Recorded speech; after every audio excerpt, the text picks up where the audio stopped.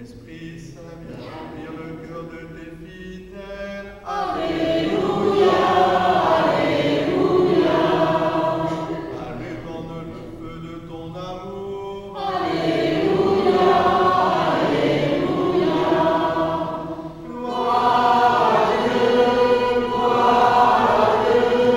au plus haut des cieux. Gloire à Dieu, au plus haut des cieux. Le Seigneur soit avec vous. Et avec votre esprit.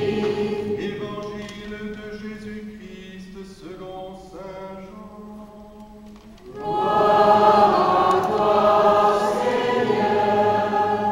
En ce temps-là, Jésus disait à ses disciples, quand viendra le défenseur, que je vous enverrai d'auprès du Père, lui, l'Esprit de vérité, qui procède du Père, il rendra témoignage en ma faveur.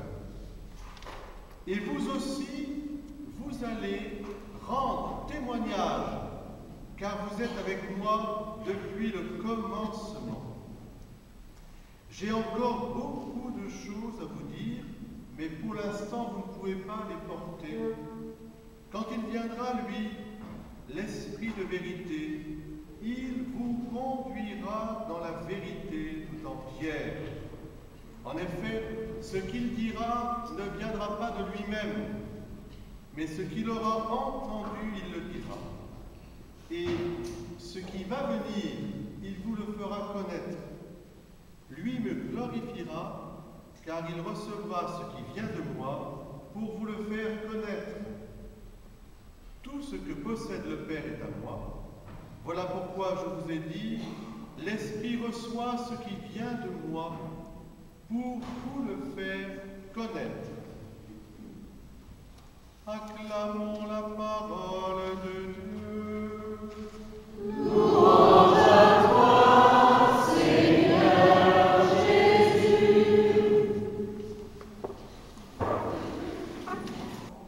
Ah, on représente comme une colombe, c'est bien. Une image de l'Esprit Saint, la colombe. Qu'est-ce que ça signifie, la colombe, les amis? Oui, la douceur, l'onction, la paix dont ont parlé ceux qui ont reçu l'Esprit Saint cette nuit. Une grande paix. C'est-à-dire, c'est la paix de Dieu, la réconciliation de notre cœur le plus profond avec Dieu. Tout à coup, nous nous sentons aimés, connus, remplis de la présence de Dieu. Pas seulement aimés, mais remplis de la présence de Dieu. Exactement comme Matthieu avec sa maman, quand la maman l'a embrassé, tu t'es senti rempli de sa présence, c'était merveilleux, et vice-versa, j'en suis sûr, et papa aussi, bien sûr.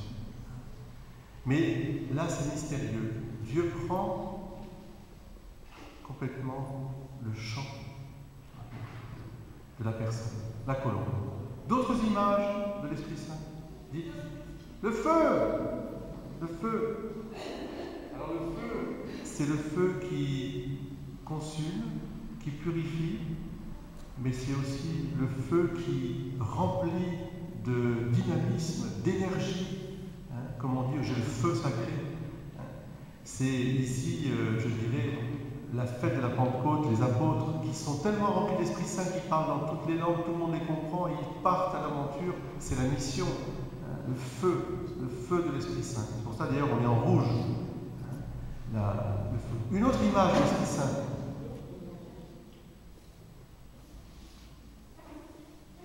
Moi je dirais une autre image. Qu'est-ce que reçoivent les confirmants quand on leur fait. Bon, avant c'était la claque, mais maintenant ils reçoivent une onction.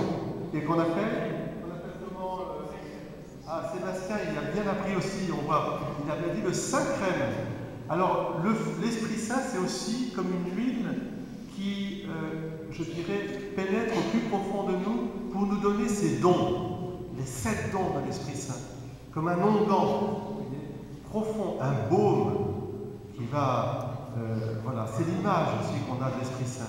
Puis il y a tas d'images. Et alors, avant que l'Esprit Saint, je dirais, se révèle pleinement dans le Fils, en Jésus, c'est Jésus qui nous parle pleinement de l'Esprit Saint, il agit avant même qu'on connaisse l'Esprit, parce que l'Esprit, on ne peut pas le voir. Un esprit, l'Esprit Saint, on ne le voit pas. Alors, il agit. Première action de l'Esprit Saint dans l'Écriture. Madeleine, première action au commencement. Oui, l'Esprit plane sur les eaux. Donc l'Esprit, il donne la vie. C'est le rôle de l'Esprit. Nous sommes des êtres spirituels, nous avons un esprit, nous sommes vivifiés et animés par un esprit.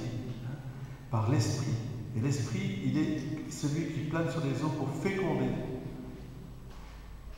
Ensuite, dans l'histoire de l'Ancien Testament, dans l'histoire du peuple de Dieu, l'Esprit Saint, il est aussi un esprit conquérant, un esprit guerrier. Les grands rois de l'Ancien Testament, ils sont remplis de l'Esprit Saint pour pouvoir accomplir le plan de Dieu. C'est mystérieux tout ça, mais pensez aussi à, pas plus loin que nous, des hommes ou des femmes remplis de l'Esprit Saint comme Jean-Paul II, comme Mère Teresa ou autres, qui ont une force pour lutter, pour repousser les ténèbres, pour éclairer, et puis alors pour entraîner après eux. Une force incroyable. Et puis, dans l'Ancien Testament aussi, on le voit, et on le voit aussi dans le Nouveau Testament, l'Esprit Saint, qu'est-ce qu'il fait? Il y a une lumière là. Il inspire les Écritures, les prophètes, ceux qui parlent au nom de Dieu, l'Évangile, les livres de l'Ancien Testament et du Nouveau Testament, ils sont tous écrits par des hommes qui ont été inspirés par l'Esprit Saint. Il est celui qui enseigne, qui révèle, qui fait connaître en profondeur Dieu, qui est amour, Dieu qui est famille. Et ça va se révéler d'une manière particulière en Jésus, qui lui aussi lit l'Écriture et nous dit avec Isaïe, l'Esprit repose sur toi. Et Jésus va dire, voilà, cette parole s'accomplit aujourd'hui. L'Esprit Saint. Et puis alors l'Esprit Saint, évidemment, il est celui qui continue l'œuvre du Père et du Fils, une œuvre de sanctification. Ce sont les sacrements en particulier que vous avez reçus, le baptême, la confirmation, même l'Eucharistie. Il y a ce qu'on appelle au moment de la messe, on invoque l'Esprit Saint sur le pain et le vin, que l'Esprit sanctifie ses offrandes. Et on impose en même temps les mains, parce que l'imposition de la main, c'est comme a rappelé l'évêque hier soir, c'est le fait que l'Esprit de Dieu descende sur, il y a comme une transmission sur les êtres ou sur les choses. Voilà. L'Esprit Saint, vous voyez, c'est quelque chose à la fois de beau, de mystérieux, mais de présent. Et on voit plus les effets de l'Esprit Saint qui nous ont été rappelés dans l'Écriture aujourd'hui, que sa présence même, on ne peut pas le voir. Mais il y a une chose particulière aussi qu'il faut retenir, c'est pour vous aujourd'hui, c'est que l'Esprit Saint, c'est le don de Dieu. Il nous est donné à chacun et chacune d'entre nous pour que nous puissions l'appeler tous les jours, pas pour le mettre au placard, pas pour le mettre dans une niche ou une colombe simplement perchée. La liturgie nous fait dire « Viens !» Viens, Esprit Saint. Ne dis pas « si tu veux », etc. Non, c'est comme si Dieu le Père, avec la puissance de Jésus, nous disait « Je vous envoie l'Esprit Saint pour vous, appelez-le. Viens, Saint-Esprit, viens dans nos cœurs, viens illuminer, viens fortifier, viens guérir, viens redresser, etc. Viens. Il nous nourrit. Il nous nourrit. Tout à fait. C'est sa nourriture. Alors pour terminer, j'ai trouvé un petit texte très beau. Il est tiré du patriarche, en fait, du métropolite de Lataquié, c'est le Conseil écuménique des Églises d'Uppsala, en 1968. Les orthodoxes parlent beaucoup de l'Esprit Saint avec une grande autorité, une grande lumière. Seul, plutôt sans l'Esprit Saint, Dieu est loin. Le Christ reste dans le passé. L'Évangile est une lettre morte. L'Église, une simple organisation. L'autorité, une domination. La mission, une propagande. Le culte, une évocation, un souvenir. Et l'agir chrétien, une morale d'esclave. Mais avec l'Esprit Saint, en lui, le cosmos est soulevé et gémit dans l'enfantement du royaume. Le Christ ressuscité est là. L'Évangile est puissance de vie et joie. L'Église signifie la communion trinitaire. L'autorité est un service libérateur. La mission, une Pentecôte, une fête de la foi.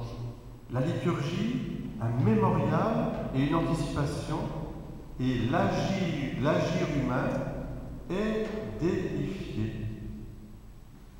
Viens, Saint-Esprit, Viens par ton nom, remplir le temple que je suis. Oh, viens, Saint-Esprit, souffle puissant.